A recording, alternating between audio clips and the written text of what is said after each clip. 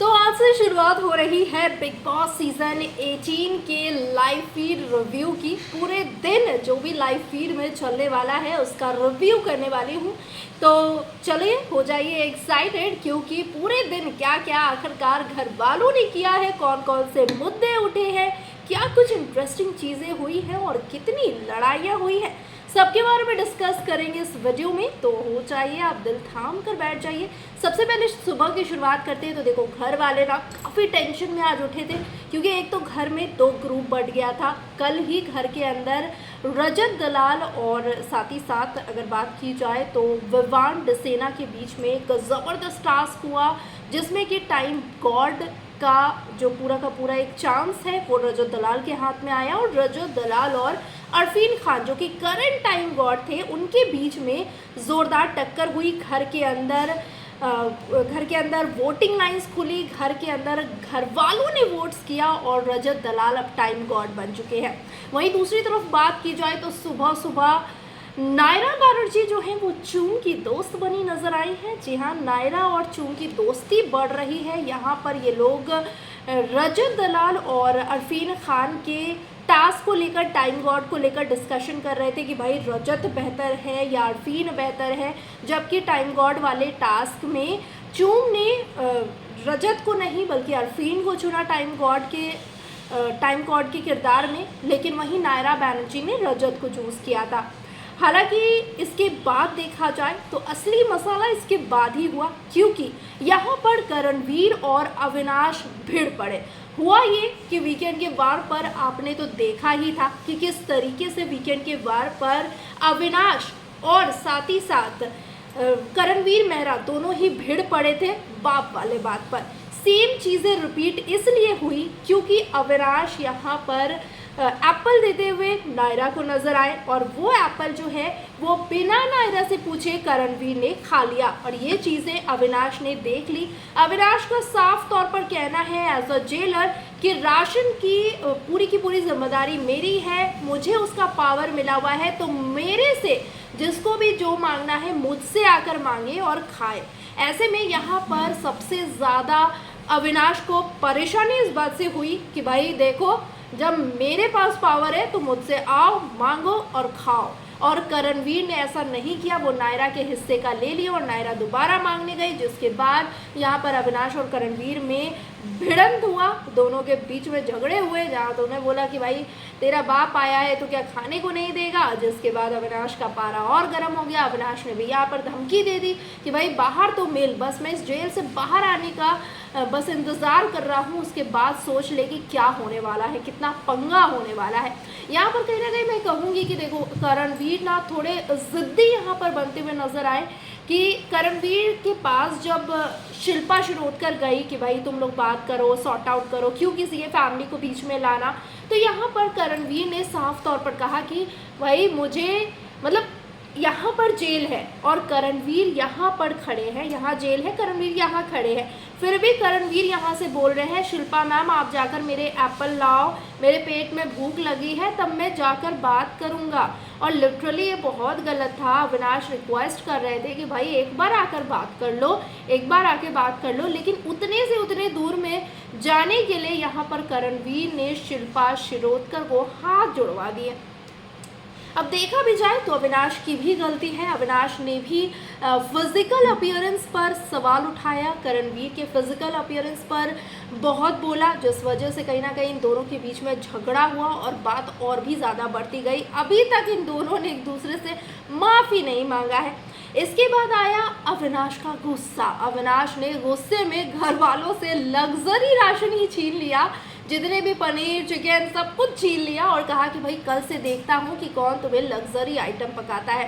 बाकी घर वालों को कहा अविनाश ने कि भाई तुम लोगों में से जिसको जिसको सिंगल आना है मेरे पास, मांगना है मांगो और खाओ, लेकिन हाँ जो मांगेगा नहीं उसे बनते हुए भी खाना नहीं मिलेगा, स्पेशली लग्जरी राशन तो बिल्कुल भी नहीं मिलेगा। हालांकि इस घर वालों के समझाने के बाद यहाँ पर थोड़ा सा अविनाश मान गए और अविनाश ने कहा कि आज ले लो, कल से बताता हूँ, कल से लेना पंगा, फिर बताऊँगा कि तुम लोगों को लग्जरी राशन में से ना एक फूटी कौड़ी भी नहीं मिलने वाली है। इसके बाद अगर बात की जाए तो भाई अविनाश और विवान ने मास्टर प्लान बनाया। जहाँ विवान का कॉफ़ी ख़त्म हुआ तो विवान बोले कि भाई देखो मेरे को ना राशन वाशन से टेंशन नहीं है, जो मिल रहा है ना मैं वैसे भी लास्ट में खाता हूँ, मेरे को उतना फ़र्क नहीं पड़ता, लेकिन हाँ तुम बस ये कर दो कि भाई बिग बॉस से मेरे लिए कॉफ़ी मंगा दो। जहाँ यहाँ पर बड़े अच्छे से प्लान करते हुए अविनाश ने विवान को कहा कि भाई मैं आपको प्लान दे देता हूँ कॉफ़ी, आप छुपा के रख दो, घर वालों को कहना कि हमारे पास तो कॉफ़ी है ही नहीं। और उसके बाद ऐसा ही हुआ, सच में विवान ने छुपा कर रख दिया। और नायरा उसी वक्त कहती है कि अभी तो कॉफ़ी यहाँ पर रखा था चीनी के पास, अभी कॉफ़ी कहाँ चला गया। और यहाँ पर विवान कहते हैं कि पता नहीं मुझे कहाँ चला गया। बहुत ही अच्छे से यहाँ पर अविनाश और विवान ने एक्ट किया। अविनाश तो एक्सेप्ट ही नहीं कर रहे कि भाई उन्होंने बोला है छुपा दे, उन्होंने साफ बोला भाई मैंने दे दिया, अब तुम समझो कहाँ गई कॉफ़ी कहाँ नहीं गई। इसी के साथ साथ कॉफ़ी वाले मामले पर इनका हुआ थोड़ी मस्ती मजाक, थोड़ा सा छिपना छिपाना। इसी के साथ साथ बात की जाए तो भाई यहाँ पर चूम ने भी अपनी बातें रखी कर। मुझे लगता है कि अविनाश बहुत ही गलत है।